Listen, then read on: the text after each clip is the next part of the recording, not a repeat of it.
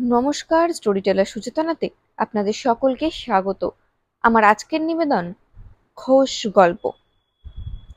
ডিসেম্বরের প্রথম সপ্তাহ, বছর তিনেক আগের কথা।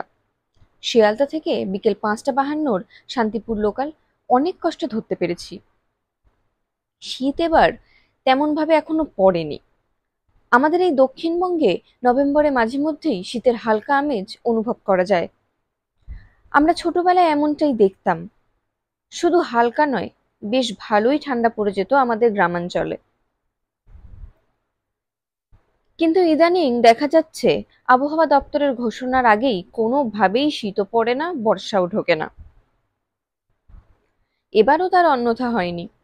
দুদিন আগে থেকে হাওয়া অফিস জানিয়েছেন গভীর নিম্নচাপ ঘনীভূত হয়েছে, প্রবল বৃষ্টির সম্ভাবনা, ইত্যাদি ইত্যাদি।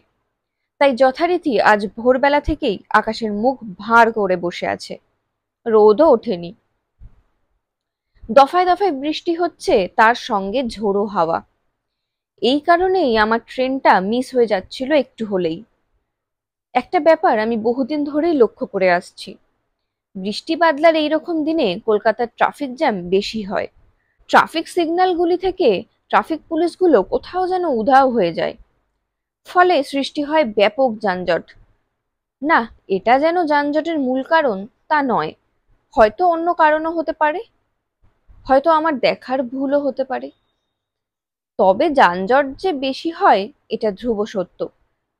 যাক সেসব কথা, অনেক বাধা বিঘ্ন কাটিয়ে ট্রেন ছাড়বার ১.৫ মিনিট আগে ট্রেনে উঠলাম। আজ বোধহয় দাঁড়ানোর জায়গাও পাবো না, বসার জায়গা তো দূরের কথা। কিন্তু ট্রেনে উঠতে বুঝতে বাকি রইল না আমার ধারণাটা ভ্রান্ত। বৃষ্টি ভেজা আবহাওয়ায়, তার উপর আবার শুক্রবারের পরে দুদিন পরপর ছুটি, তাই অফিস ফেরত যাত্রীরা আগেভাগেই কলকাতা ছেড়েছেন। ট্রেনে তেমন ভিড় না থাকলেও আমাদের দলের সকলের উপস্থিতি, নীলুদা, গোড়াদা, স্বপনবাবু, নাড়ু কাকা, জামাই, ভাইপো গোপাল, ইন্দ্রনাথ, কেউ বাদ পড়েনি। সঠিক সময় ট্রেন ছাড়লো। কাছাকাছি যারা নামার কথা নেমে গেল। আমরা সকলে এক প্রস্ত চা সেবন করলাম। কাঁচা লঙ্কা পেঁয়াজ দিয়ে চপ আর মুড়িও বাদ পড়লো না।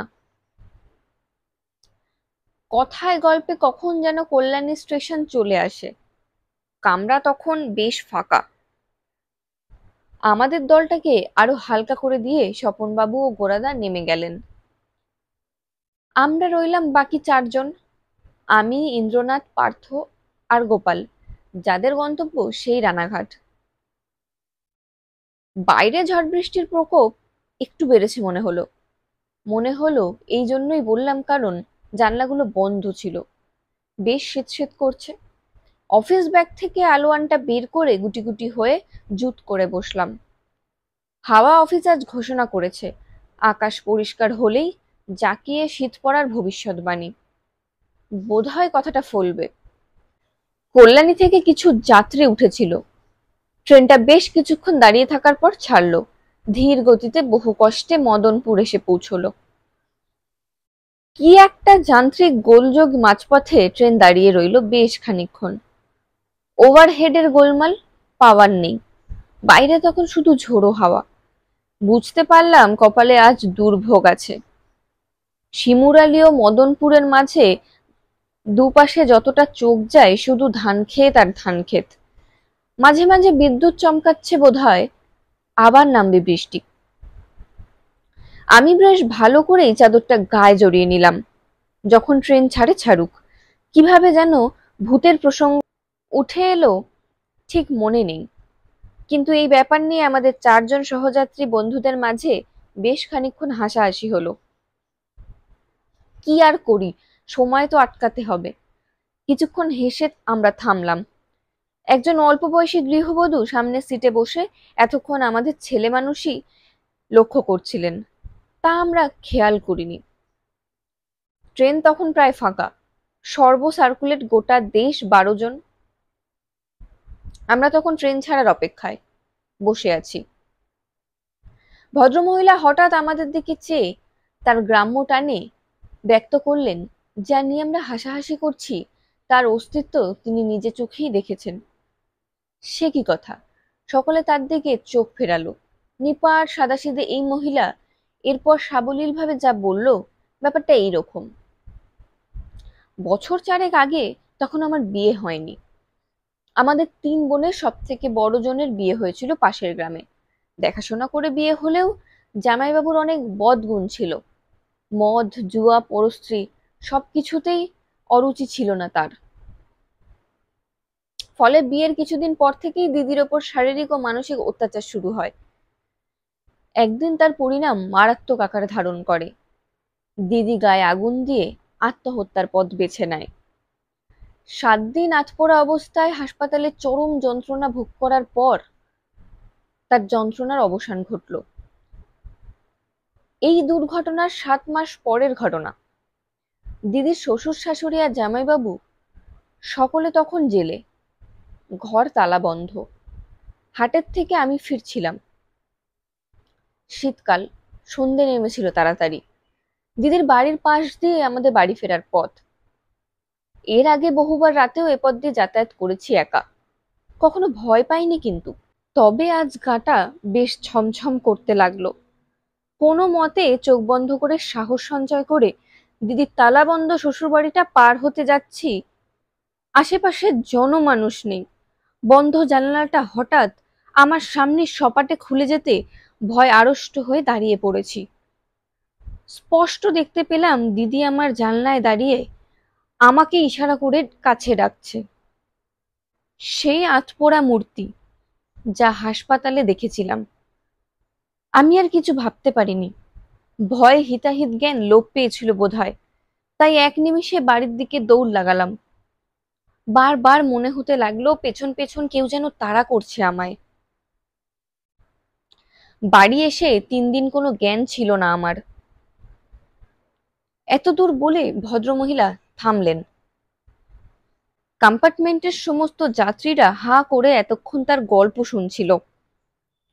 ট্রেনটা যে কখন ছেড়ে দিয়েছে কেউ খেয়াল করেনি। পালপাড়া স্টেশনে নেমে যাওয়ার আগে ভদ্রমহিলা আমাদের উদ্দেশ্যে বলে গেলেন, আমরা তার কথা বিশ্বাস না করলেও তার স্বচক্ষে প্রত্যক্ষ করা জিনিস। কে একজন তাকে প্রশ্ন করল, এরপর কোনোদিন দেখা হয়েছিল? মহিলা বললেন শেষ একবার দেখেছিলেন তাদের বাড়ির উঠানেই, কিন্তু এতটা ভয় পাননি। তারপর আর কখনোই নয়। ট্রেন আবার চলতে শুরু করলো। আমরা সেই গল্পের খেই ধরেই নিজেদের মধ্যে আলোচনা করছি। গোপাল বলে ওঠে, যত সব বুজরুকি, কি দেখতে কি দেখেছে, ছাড়ো তো। তো আমার ব্যক্তিগত মতবাদ নিয়ে মিথ্যা কথা বলার মতো মানুষ তিনি নয়।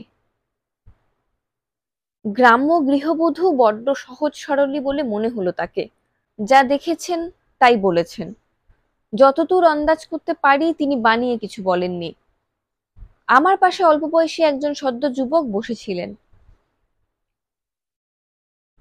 এতক্ষণ কোনো মন্তব্যই তিনি করেননি, শুধু মন দিয়ে শুনে যাচ্ছিলেন। এবার তিনি মুখ খুললেন। হাসতে হাসতে বললেন, কোনো কিছুই অসম্ভব নয় দাদা। পার্থ ঠাট্টা করে বলল, তা বটে।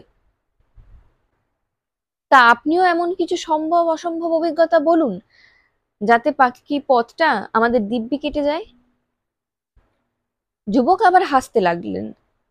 বললেন, না, আমার নিজের খাতায় এমন কোনো অভিজ্ঞতা জমা হয়নি, তবে বাবার মুখে শুনেছিলাম। সেখানে তার প্রথম পোস্টিং হয় বাঁকুড়া জেলার পাড়াগা। সেখানেই একবার তার বিপদের মুখে পড়তে হয়েছিল। আবার গল্প বেশ জমে উঠেছে। সাপ পোস্ট অফিস। আশেপাশে এলাকা বাসযোগ্য না হওয়ায় অফিসের একটা ঘরেই কিছুদিন কাটাতে হয়েছিল তাকে। প্রথম ২ দিন নির্বিঘ্নেই কেটেছিল, কোনো অসুবিধা হয়নি। তৃতীয় দিন মাঝরাতে তার ঘুম ভেঙে যায়। পাশের ঘরে খুটখাট আওয়াজ। প্রথমে ভেবেছিলেন ইঁদুর, কিন্তু পরে সন্দেহ হওয়ায় ঘরে তালা খুলে ঢুকে তিনি যা দেখেছিলেন শুনলে গায়ের লোম পর্যন্ত খাড়া হয়ে ওঠে। ঘরের কড়ি বগরা থেকে গলায় দড়ি দিয়ে ঝুলছেন একজন মানুষ। তার চোখ দুটো ঠিকরে বেরিয়ে আসছে, জিভ তার অর্ধেকটা ঝুলে পড়েছে। বাবা ছিলেন খুব সাহসী। প্রথমে খানিকটা ভয় পেলেও ভোর হওয়া পর্যন্ত ঠায় বসেছিলেন। সকালে প্রথমেই বড়বাবুর বাড়ি গিয়ে তাকে ঘুম থেকে ডেকে তোলেন। এইসব পুলিশ কেসের ব্যাপার, কে না কে এসে অফিসের ঘরে আত্মহত্যা করেছে, খুনের দায় না পড়তে হয় শেষে। বড়বাবু এলেন, ঘর খুলে কিচ্ছু দেখতে পাওয়া যায়নি, ভোজবাজির মতো উধাও হয়ে গেছে। রাতে দেখা নৃশংস সেই দৃশ্য। পরদিন থেকে বাবা আর অফিস ঘরে রাত কাটায়নি। বড়বাবু নিজের বাড়িতেই একটা ঘর খালি করে তাকে থাকবার ব্যবস্থা করে দেন। অনেক পরে তিনি শুনেছিলেন বছর 10 আগে এক দারোয়ান দেনার দায়ে ডিউটি অবস্থায় ওই ঘরেই আত্মহত্যা করেছিলেন।